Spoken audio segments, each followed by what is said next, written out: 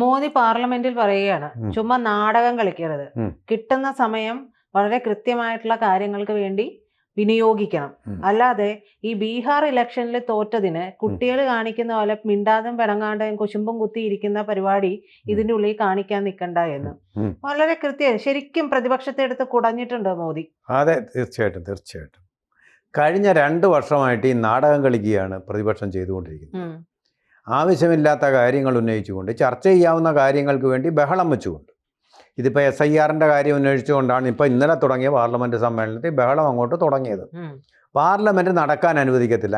അങ്ങനെ പാർലമെൻറ്റിനെ സ്തംഭിപ്പിച്ചുകൊണ്ട് തങ്ങൾക്കേറ്റുവരുന്ന പരാജയങ്ങളെ മറികടക്കാം, അതിൽ നിന്നൊരു സമാധാനം കിട്ടും എന്നുള്ള മട്ടിൽ ആണ് കാര്യങ്ങൾ പോകുന്നത്.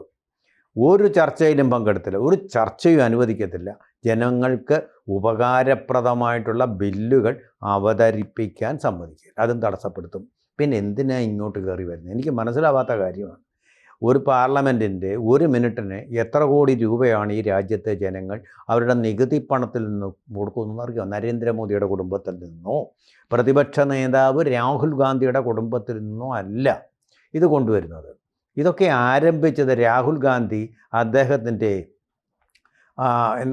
മുഹബത്ത് കി ദുഖാൻ ആരംഭിച്ചതിന് ശേഷമാണ്.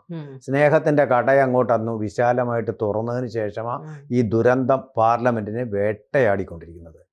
അദ്ദേഹം അവിടെ നാടകം കളിച്ചിട്ട് ഹീറോ ആവാൻ വേണ്ടി, അദ്ദേഹത്തിൻ്റെ നാടകം നമ്മൾ കണ്ടതല്ലേ, വളരെ ഒരു പ്രേമ നാടകം. ഇങ്ങോട്ട് വന്ന് പ്രസംഗം കഴിഞ്ഞിട്ട് പ്രധാനമന്ത്രിയുടെ കവിളിൽ ഒരൊറ്റ ചുംബനം. കവിളത്ത് അന്നേരമേ അടി കിട്ടേണ്ടതാണ്. പാർലമെൻ്റ് എന്ന് പറയുന്നത് ഇങ്ങനെ കാണിക്കാൻ വേണ്ടിയിട്ടുള്ളതാണോ? മഹത്തായ പാരമ്പര്യമുള്ള ഒരു മോദിയൊന്നും പറഞ്ഞില്ല ഒരാളിനെ കയറി ഇങ്ങനെ ചുംബിക്കാൻ. ചെയ്യണ്ടല്ലോ മോദിക്ക്. അതെ, ചെയ്യണ്ട. അത് അദ്ദേഹത്തിൻ്റെ ഗ്യാരണ്ടിയാണ്. ഈ വീടിൻ്റെ ഐശ്വര്യം. BJP-യുടെ വീടിൻ്റെ മുമ്പിൽ എഴുതി വെച്ചിരിക്കുന്ന മുദ്രാവാക്യം ഡൽഹി BJP ഓഫീസിനും രാഹുൽ ഈ വീടിൻ്റെ ഐശ്വര്യം. സത്യമാണത് 100%. എന്നിട്ട് അയാൾ എന്താ കാണിച്ചത്? വന്ന് കവിളത്ത് വന്നൊരു വൃത്തികേട് ഉറപ്പളവാക്കുന്ന രീതിയിൽ ഒരു മുമ്മയും വെച്ചിട്ട് ഒരു കണ്ണിറുക്കി ഒരു കാണിക്കുക. ഇയാൾ എന്താ ഇത് വെച്ചത് വരെ ഓക്കെ, എന്തൊരു നാടകം. കഴിഞ്ഞ് ഈ കണ്ണിറുക്കുക എന്ന് പറയുന്നത് ഏറ്റവും ഒരു കണ്ണിറുക്കുക എന്ന് പറഞ്ഞാൽ അതൊരു സ്ത്രീകൾക്ക് നേരെ നോക്കുകയാണെങ്കിൽ അതൊരു പീഡനം. അയാൾ എപ്പോഴും പിന്നെ പ്രിയങ്ക ഗാന്ധിക്ക് അവിടെ വെച്ച് ഉമ്മ കൊടുക്കും. ഇതൊക്കെ വീട്ടിൽ വെച്ച് പാടില്ലേ? അല്ല സാർ, എത്രത്തോളം പക്വതയില്ലായ്മയാണ് സഭ എന്ന് പറയുന്നതിനെ അസഭ്യമാക്കുന്നു. സഭയെ അസഭ്യമാക്കുന്നു ഈ മനുഷ്യൻ. അതുപോലെ തന്നെ അത് സ്പീക്കർക്ക് തന്നെ സഭാധ്യക്ഷൻ തന്നെ ഇടപെടേണ്ടി വന്നു. പ്രിയങ്ക ഗാന്ധിക്ക് രാവിലെ വന്നിട്ട് ഉമ്മ കൊടുക്കുക. ഇയാൾ എന്തായി കാണിക്കുന്നത്? ഇത് കോളേജോ? പാർലമെൻറ്റ് എന്ന് പറഞ്ഞാൽ കോളേജല്ല രാഹുൽ ഗാന്ധി. അവിടെ വന്നിട്ട് അപ്പോൾ സ്പീക്കർ ചോദിച്ചു, ഇതൊരു ഉന്നതമായ പാർലമെൻറ്റാണ്, ബഹുമാനപ്പെട്ട പാർലമെൻറ്റ് അംഗങ്ങളാണ് ഉള്ളത്. ഈ അംഗങ്ങളെ അത് പെരുമാറ്റത്തിനായിട്ടുള്ള ചില മര്യാദകളുണ്ട്, അത് പാലിക്കണമെന്ന് പറയേണ്ടി വന്നു. അതുപോലെ തന്നെ നോർത്ത് ഈസ്റ്റിൽ നിന്നുള്ള ചില വനിതാ MP-മാർ വാതുക്കൽ നിൽക്കുകയായിരുന്നു. ഇയാൾ ഇങ്ങനെ മസിലും പെരുപ്പിച്ചിട്ടോ അങ്ങനത്തെ ഒന്നും അതിലൊരു സ്ത്രീയെ തള്ളി അങ്ങ് വീഴ്ത്തി. ഇപ്പോൾ രാഹുൽ മാങ്കൂട്ടത്തിൻ്റെ കേസൊക്കെ എന്ന് പറയുന്നത് അത് പരസ്പരമുള്ള ഒരു അറിവോടും സമ്മതത്തോടും കൂടിയാണെന്നാണ് പറയുന്നത്. ഇതൊരു സമ്മതമില്ല, ഒരു സ്ത്രീയെ തട്ടിയിട്ട് അത് വലിയ കേസാവേണ്ടതാണ്. പിന്നെ രാജകുമാരനായതുകൊണ്ട് അത് പഴ്സ്യൂ ചെയ്തില്ലാരും.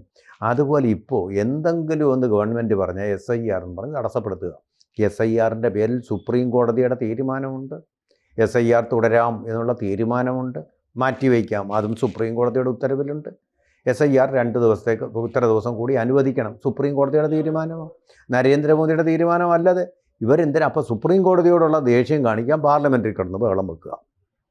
അപ്പോൾ അതാണോ ഇവരുടെ ഭരണഘടനയോടുള്ള ബഹുമാനം? പിന്നെ ഒരു നാടകത്തിലാണ് ചുവന്ന പുറംചട്ടയുള്ള ഭരണഘടന പുസ്തകം എടുത്ത് ഭരണഘടനയെ ഉയർത്തിപ്പിടിക്കുകയാണ്. ഭരണഘടനയെ ഉയർത്തിപ്പിടിക്കുന്നവർ നമ്മുടെ ഇന്ത്യൻ ഭരണഘടനയുടെ അല്ലെങ്കിൽ ഇന്ത്യയുടെ ഭരണകൂടത്തിൻ്റെ തന്നെ 3 തൂണുകളിൽ ഒന്നായിട്ടുള്ള ഈ പാർലമെൻറ്റിനെ ബഹുമാനിക്കണം. അത് കുട്ടിച്ചോറാക്കരുത്. തങ്ങൾക്ക് നാടകം കളിക്കാനും റീൽസ് ചെയ്യാനുമുള്ള വേദിയാക്കി മാറ്റരുത്.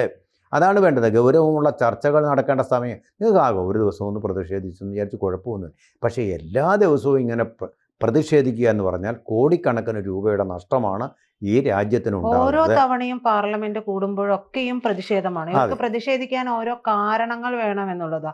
അപ്പൊ ഇവര് ഈ രാഹുൽ ഗാന്ധി എന്ന് പറയുന്ന രാഹുൽ ഗാന്ധിക്കും കുടുംബത്തിനുമെതിരെ ഒരുപാട് ആരോപണങ്ങളുണ്ട്. അതൊന്നും എടുത്തിട്ട് അലക്കുകയല്ല ഇവിടെ ചെയ്തുകൊണ്ടിരിക്കുന്നത്. പാർലമെന്റിൽ നേരെ തിരിച്ച് BJP ഭാഗത്ത് നിന്ന് ചെയ്തുകൊണ്ടിരിക്കുന്നത്. നമുക്ക് ആരോപണം ഉന്നയിക്കാം. ഇപ്പൊ സാറിനെതിരെ എനിക്കൊരു കാര്യം പറയണമെന്നുണ്ടെങ്കിൽ വളരെ വ്യക്തമായ രീതിയിൽ, കൃത്യമായ രീതിയിൽ നമുക്ക് ക്രിയാത്മകമായിട്ട് വിമർശനം ഉന്നയിക്കാം.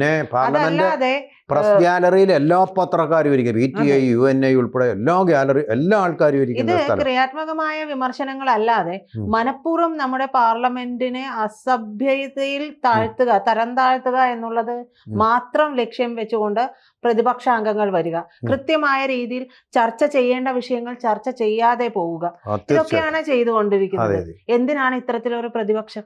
അല്ല, ഈ MP-മാർക്ക്, പ്രതിപക്ഷ MP-മാരും ഉണ്ടല്ലോ, അവരും കുറവല്ലാത്തൊരു സംഖ്യ ഉണ്ടല്ലോ, 100-ന് മുകളിലുണ്ടല്ലോ. അവരുടെ ഓരോ പ്രദേശങ്ങളുടെയും പ്രശ്നങ്ങൾ അവിടെ ചോദ്യമായിട്ട് ചോദിക്കാനുള്ള അവസരം കൂടി, അതുകൂടിയാണ് പാഴാക്കി കളയുന്നത്. പിന്നെ ഇതിന് പ്രിയങ്ക ഗാന്ധി ഒരു മറുപടി പറഞ്ഞിട്ടുണ്ട്, ആ മറുപടിയും കൂടി നമുക്കൊന്ന് നോക്കണം. തീർച്ചയായിട്ടും ഒരു പ്രതിപക്ഷ ബഹുമാനം വേണമല്ലോ.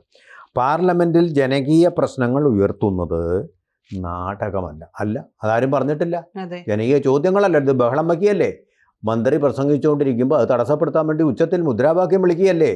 അതിനെയാണ് നാടകം, ഫാഴ്സ് എന്ന് പറയുന്നത്. കപട നാടകം എന്ന് വേണമെങ്കിൽ വിളിക്കാം.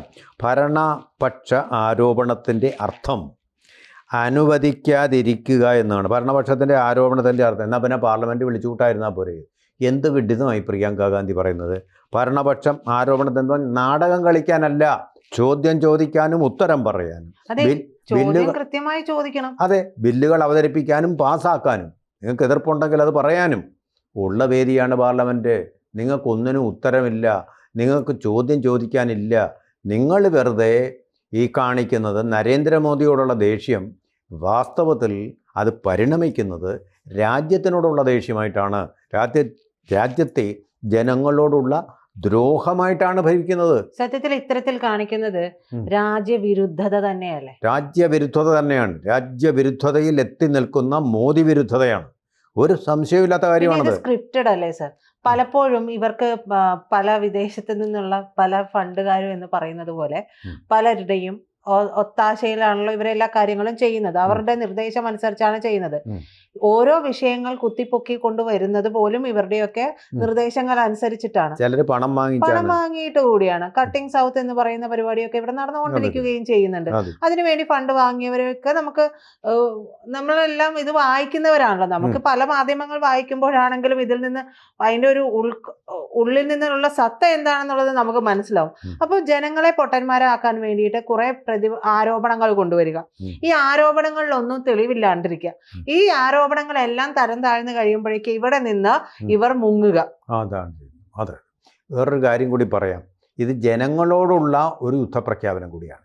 SIR എന്നും പറഞ്ഞ് ബീഹാറിൽ വലിയ ഘോഷയാത്രയായിരുന്നല്ലോ. വലിയ ഘോഷയാത്ര. ഇപ്പം ജയിക്കും, തള്ളിക്കളഞ്ഞില്ലേ ജനങ്ങൾ അപ്പടി. അപ്പോൾ തങ്ങൾക്കെതിരെ വോട്ട് ചെയ്ത ജനങ്ങൾക്കെതിരെയുള്ള പ്രതിഷേധമാണ് ഇവർ പ്രകടിപ്പിക്കുന്നത്.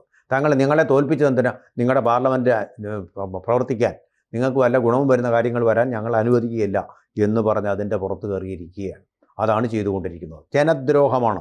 ആത്യന്തികമായി രാജ്യദ്രോഹം എന്നുള്ളതിനേക്കാൾ ജനദ്രോഹമാണ് ചെയ്തുകൊണ്ടിരിക്കുന്നത്.